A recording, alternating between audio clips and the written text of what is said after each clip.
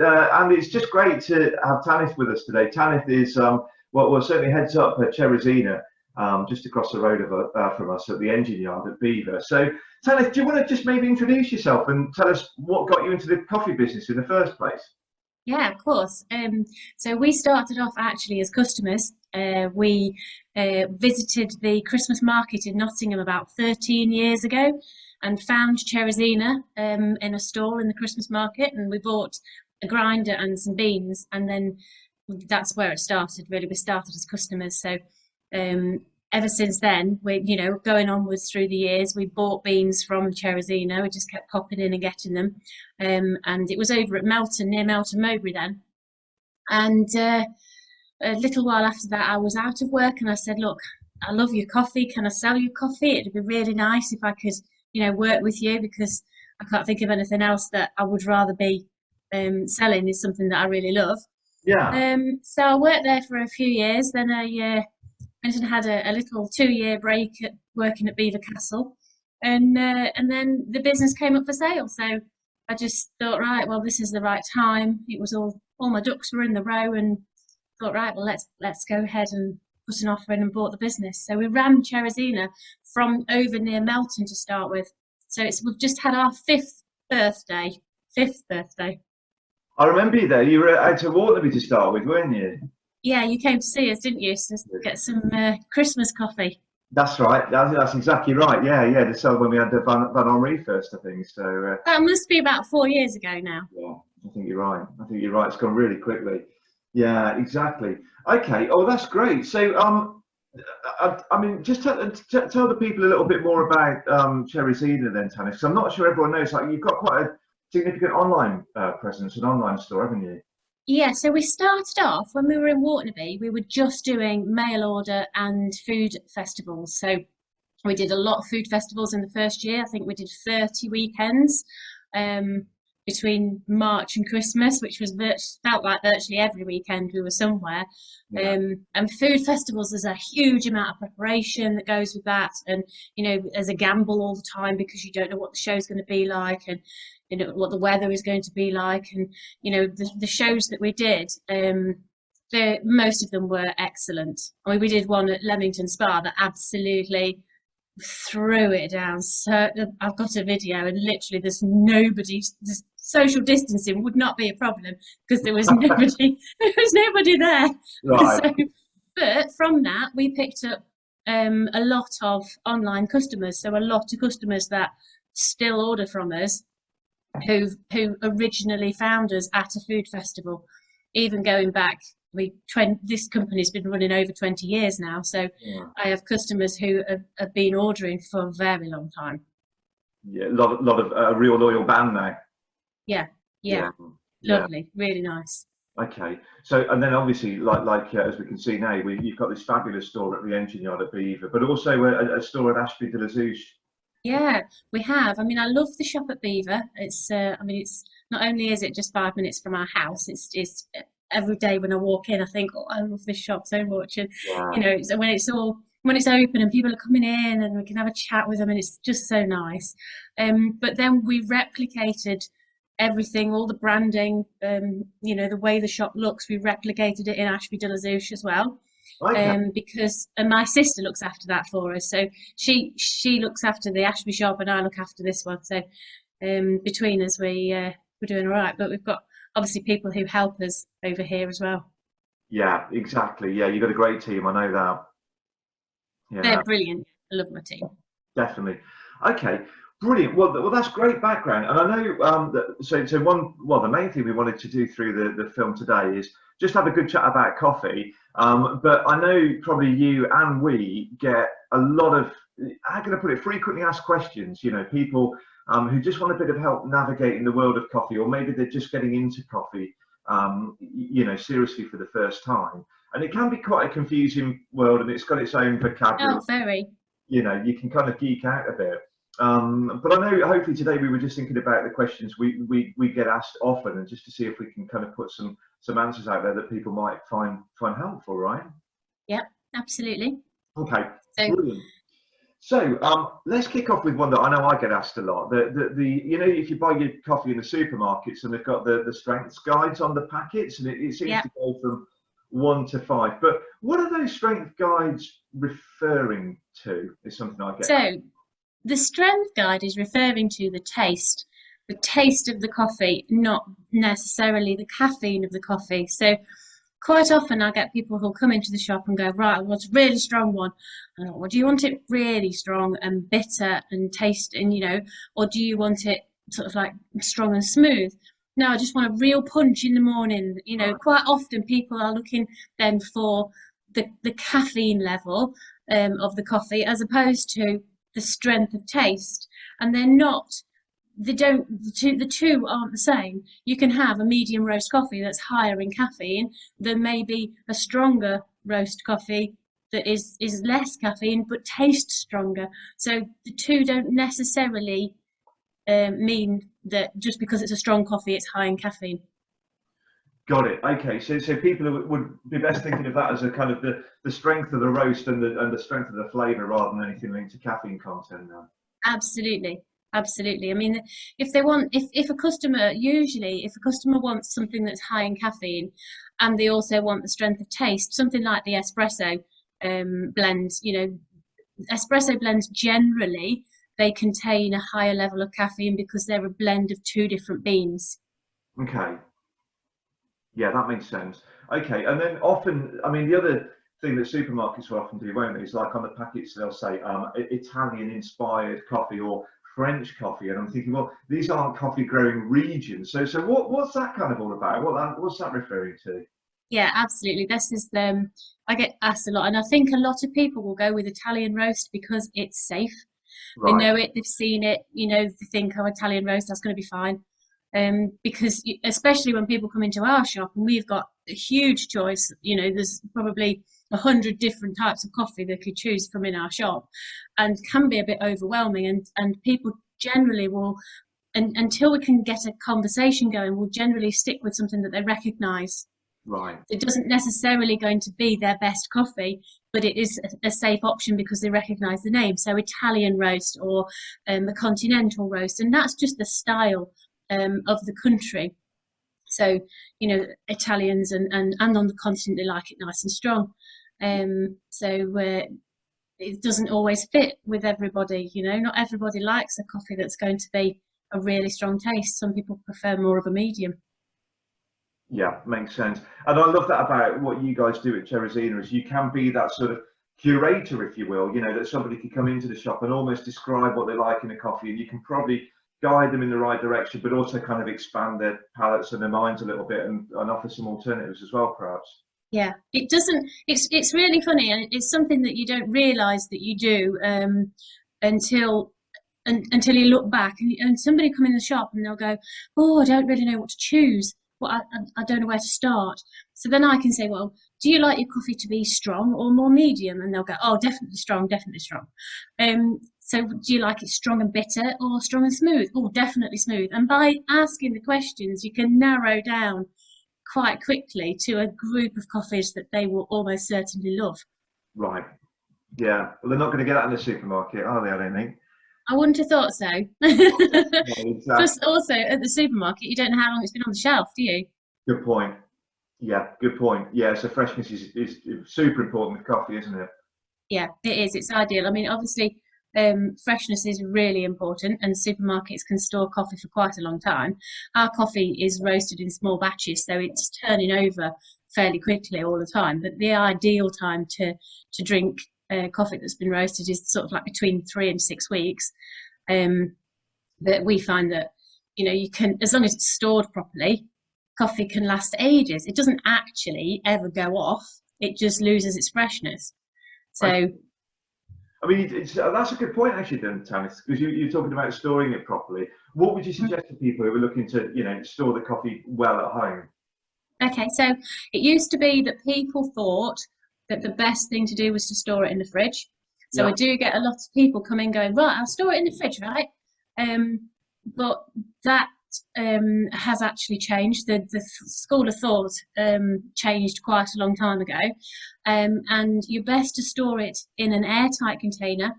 just in the cupboard, not in the fridge. And the reason for that is if you put it in the fridge, the temperature of the fridge can create a small amount of condensation in the bag, and water is the devil as far as freshness of coffee is concerned. You know, coffee doesn't like water until it's being made. So the best to store it just in an airtight container, away from oxygen, away from water, away from direct sunlight, and then it will stay fresh for quite a long time. Yeah, good call. That's what we do in the shop as well. So I'm glad to hear you say that. So Yeah. obviously we've got the hoppers on the grinders, but we'll empty those overnight. You know, Yeah. seal the coffee in a sealed jar, and then you know, wash those hoppers out, and they're good to go in the morning. But we'll never let it sit there overnight, just for the reasons you say. Yeah, and it's best to, obviously, if people are buying coffee, it's best to buy if you're using it frequently. You know, I mean, we get through in our house. I mean, this is not at work. In our house, we get through probably about 1 kilo a month. Right. But we keep it so that we just use in get small amount of beans out all the time, and keep sealing up the, you know, either the bag or the jar.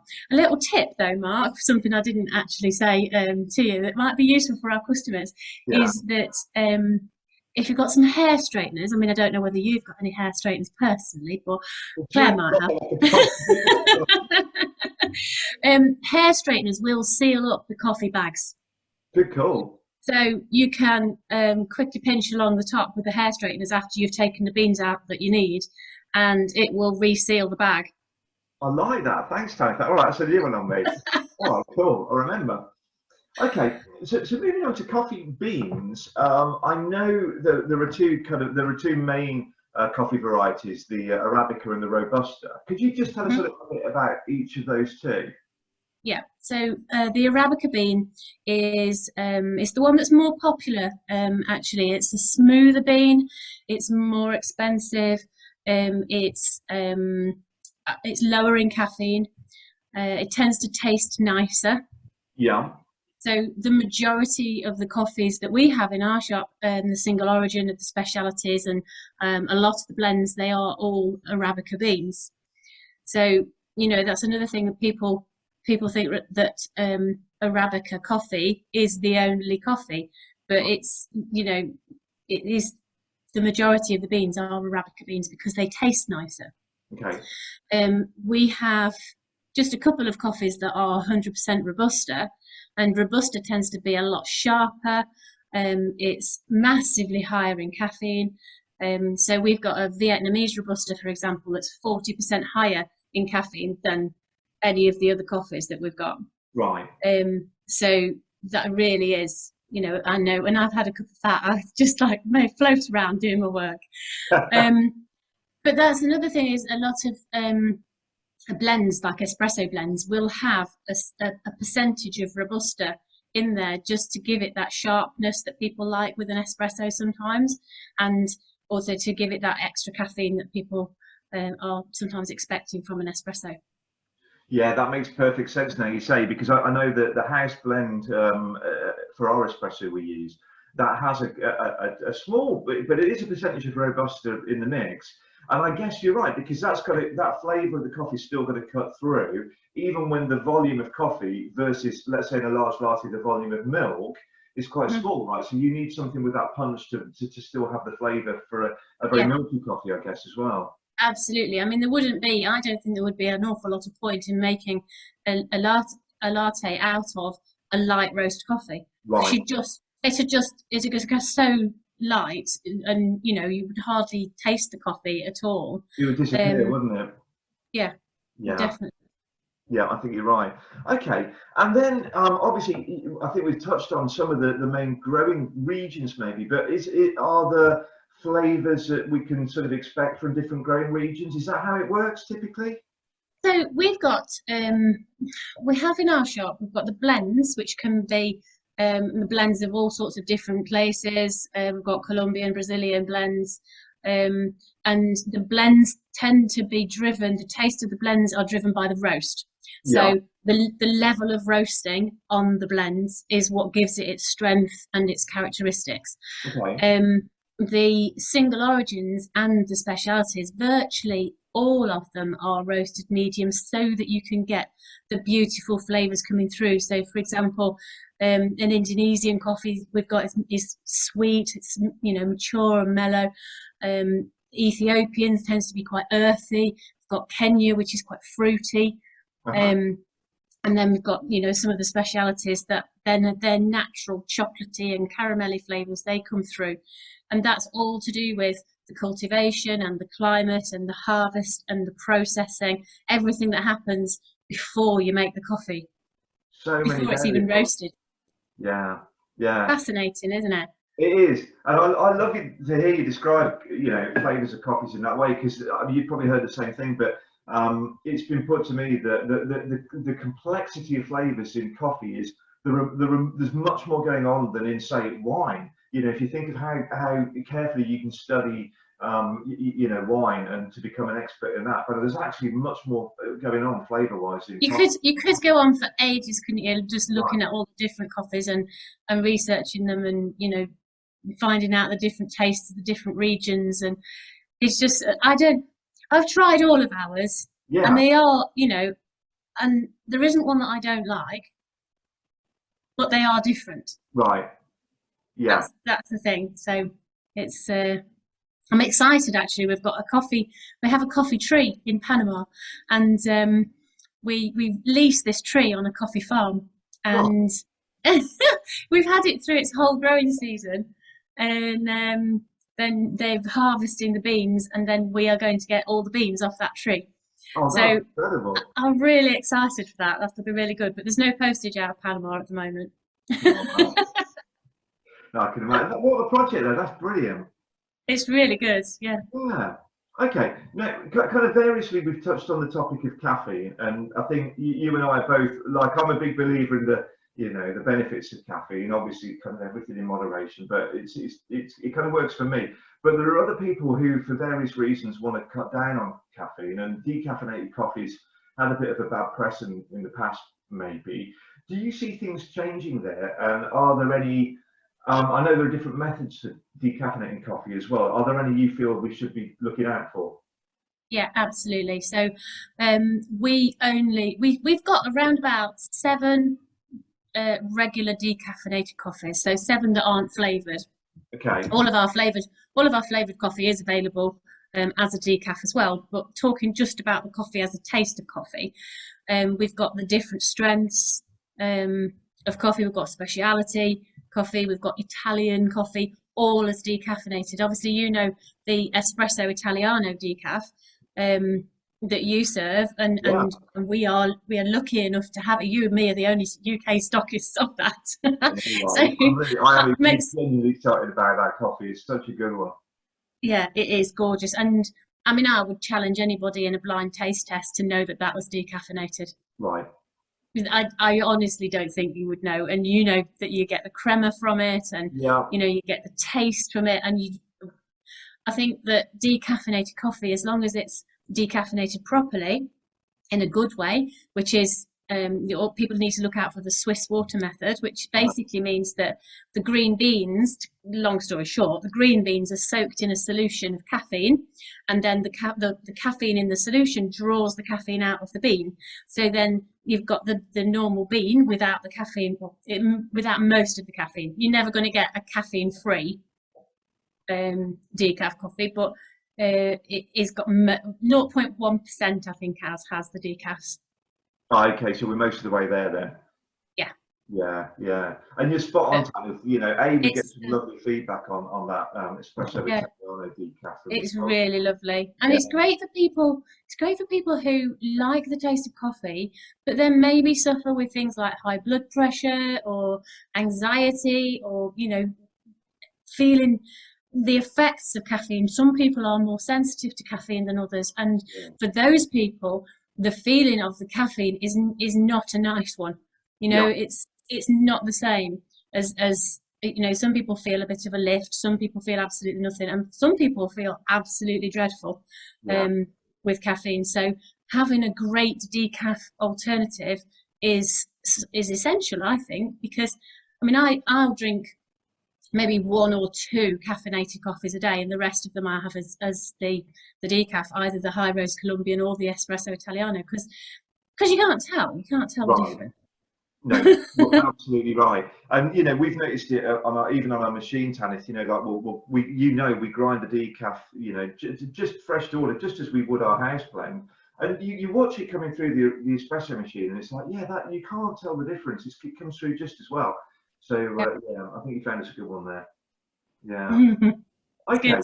Let's talk about flavouring coffee, because I know up at the coffee shop, it's quite common that people will ask for syrups, so that's great, because I think of sometimes I've got quite a sweet tooth anyway, Yeah. so on the occasion I'll kind of have a caramel cappuccino or a hazelnut Yeah. flat white.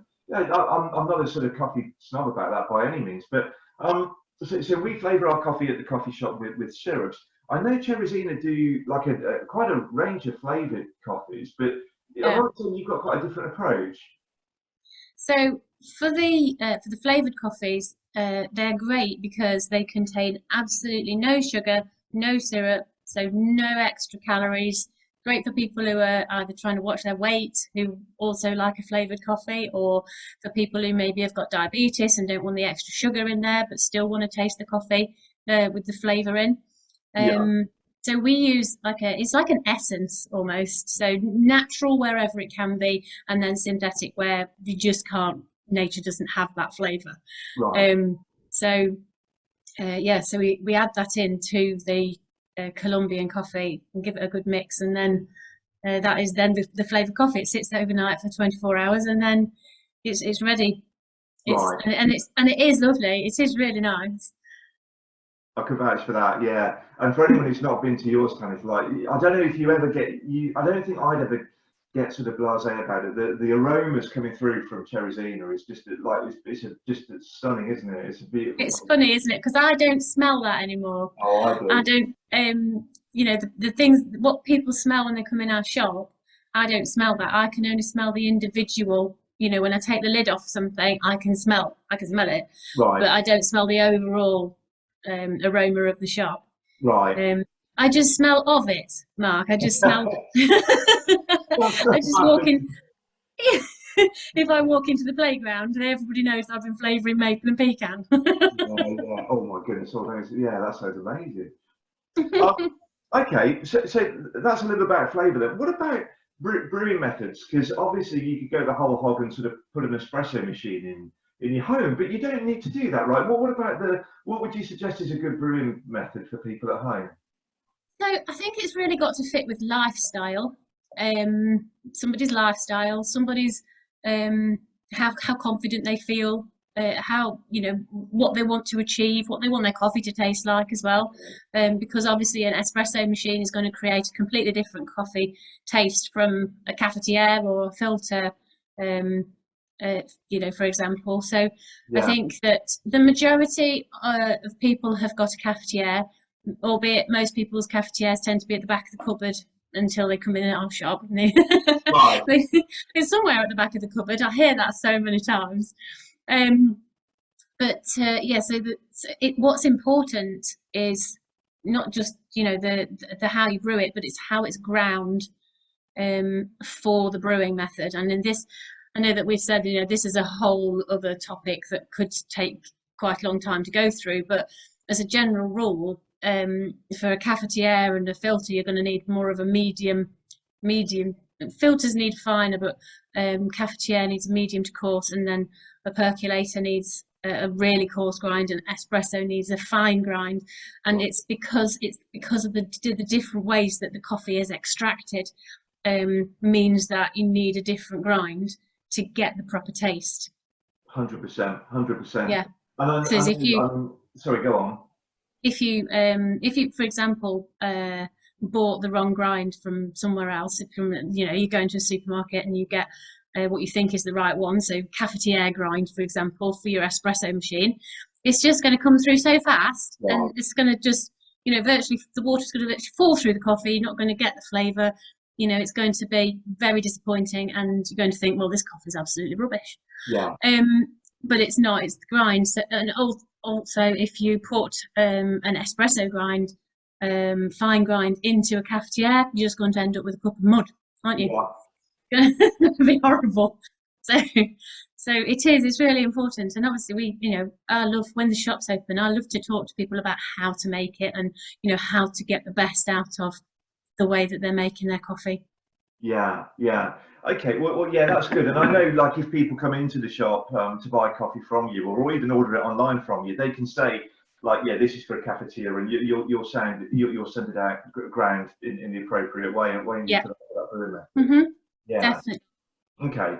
But would you agree with me then that if you were, because I firmly believe if you're serious about your coffee, a good investment, and it doesn't have to be crazily expensive, is probably a grinder at home, right? Would you agree with that? I would. A grinder needs to be a burr grinder. So you need to Yeah. have a grinder that's going to crush the beans as opposed to chop the beans. So a lot of the electric grinders that you get, they're not really grinders, they're choppers. Yeah. So for example, some people will come into the shop and go, "Oh no, I don't need it. I've got a magic bullet that I can grind it. I can grind it in my food processor." But it's not the same because you're just chopping it and you're not going to get as much flavour as when you grind it yourself. So the best grinder to go for if you want a grinder is a ceramic burr grinder, whether that be a hand grinder or an electric grinder. I think if you go with a hand grinder, you really got to love the process. Right. Some people really do, and it's lovely, if you've got the time and the arm strength to grind your beans fresh before you make your coffee. But it doesn't always fit with people's lifestyles, and people are busy most of the time and haven't got time to grind their own beans. So I would then say the best thing to do is to buy little and often. Yeah. So buy freshly roasted coffee that has been ground for you on the day. So that's why we don't have lots of bags in here that are already pre-ground, because we grind it fresh to order so they know it's the freshest it can be, and then keep it properly, store it properly and nice and airtight. And if you buy small and often, then you're going to still, unless you're an absolute connoisseur like you, Mark, you're going to not really notice a difference. Right. Yeah, no, that's great tips, Tad. Am I right in saying you've got a bit of some tips for kind of getting the best out of your cafetiere as well, or is that some content you're going to hopefully be bringing through soon? People, it's so difficult because when people buy a cafetiere and like for example, like this one, for example, There you go. Yeah. they'll go, well, how much coffee should I put in this cafetiere? And then that's a sensible question. But the best tip to go with is you need roughly 10 grams of coffee for 200 mils of water. Okay. So it doesn't matter how many people you're making it for, whether you're just making one cup of coffee in a large cafetiere. If you go with 1 spoon, so it's like a dessert spoon is 10 grams. So 10 grams of coffee, 200 mils of water, and that should be about right. And then you just alter it to suit yourself. So some people like it stronger and some people don't, but that's a really good starting point. I would also say another really important thing to remember is to not make your coffee with boiling water straight out of the kettle, because that can scorch it and make it bitter. So, and I've had this conversation with loads of people in the shop that they go, "Oh, I don't like ground coffee. It's always bitter," and it doesn't have to be. It's just because it's either not the right coffee for them or it's not been made right. Really good point. Yeah, exactly. I know even with our espresso machine in the shop, certainly it's not boiling water at the brewing head. Nothing, good for you. What would you suggest then? Would you suggest the kettle boils and then just leave it for a good sort of 15, 30 seconds before you pour it in? Or so what I suggest to people is boil the kettle with plenty of water in it. Okay. Tip the boiling water into your cafetiere to take the coldness out of the glass or the metal or whatever it is made of. So just water in there to start with. Yeah. Leave it for a minute so that warms the glass, and then discard that water, and then don't boil your kettle again, and then make your coffee with the water that's gone well off the boil. Okay. So then you're not, because a lot of people say, well, if I leave it and the coffee's cold and don't like drinking cold coffee, that makes a lot of sense. But the only reason that it's going to cool down too quickly is because the glass is going to be cold. Right. So it's just like, if you're making a cup of tea, you warm the teapot. Yeah, yeah, exactly same principle. Yeah, okay. Yeah. Good tip, thanks. And I think you're so right, because I mean, I think about it. I mean, I love an espresso, but the process of setting up the machine, and then it will take us. I know it's a commercial machine, but kind of the same with a domestic machine. The process of setting it up and then cleaning it down is quite intensive, isn't it? If you just want one coffee for yourself. So, I think there are more straightforward brewing methods for home for sure. Yeah, Okay. definitely. But we have an espresso machine wherever we are, and if we're going on holiday, which we're not actually, but when we have been on holiday, we're taking it with us. Yeah, good on you. Yeah, no, good coffee's important. So look, I think this has been brilliant, and I think through this, Yeah. hopefully we've answered a few. Well, you've answered a few questions mainly, but I've learned a lot. We'll invite people, on our respective channels to sort of put their own questions in if we've not covered anything, and we'll see if there's any ground we haven't turned over there for people. But as a parting shot, Tanith, is there one coffee that you've got in stock at the moment that might be new or that you're super excited about, people should know about? So I think it's got to be the one that you have in Cafe Ale, the Espresso Italiano decaf, and also the other two that go with that range, the Espresso Italiano and the Italiano Al Mundo. And it gets roasted in an Italian roastery, and then it gets packed and sent to me. Right. And I just absolutely love it. It's the most beautiful coffee. It was. I mean, we taste tested quite a few decaf, didn't we, for the shop, and that was such a clear. Every one of them had something to offer, but that was such a clear favourite across the team, and I couldn't agree more. How did you find them? How did you strike up the relationship? Do you know what? It was just by chance. Somebody came in the shop who happened to be friends with the guy who deals with the export of the coffee from that roastery, and she came in and she said, "Oh, my friend's got a roastery in Italy," and I said, "Well, I'd be really interested." And since then, we've had quite a lot of coffee come from them, and they are also doing it as a Nespresso compatible pod as well. Oh, so wow. Some people have got Nespresso machines, and we have it as a compatible pod as well. Brilliant. And we don't do any other. Yeah. So it's good. But what you mentioned, when we were talking about setting this call up, about what was my favourite coffee. Yeah. And I think it has to be whatever it is I'm drinking at the time. Right. So, I drink at home, I'll drink Indian Mysore, Costa Rica, Espresso Italiano, decaf. We started off with a breakfast blend. I love the Yirgacheffe. It's just, I can't, it's too difficult to decide which is the favourite, because the favourite is the one I'm drinking at the time. Yeah, and even that might be determined by kind of what you want in that moment, what time of day it is. So there's a world to explore, isn't there? Absolutely, definitely. Yeah. Cool. Thank you so much for this. As I say, I've learned a tremendous amount, and I've really enjoyed it as well. So I really appreciate it. Yeah, me too. It's been good, Mark. Questions out there, then let's see what we get through as well. Yeah, cool. Thank you very much. Thank you. Take care.